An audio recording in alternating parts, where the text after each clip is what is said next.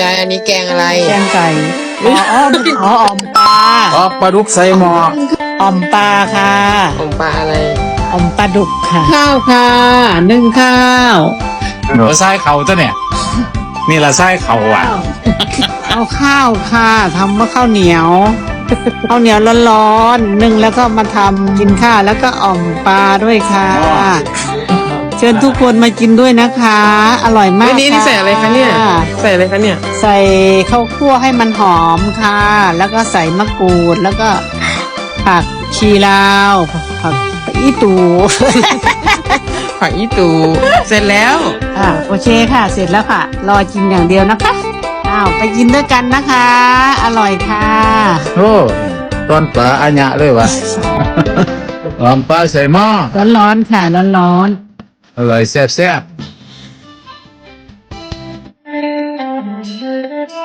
ๆ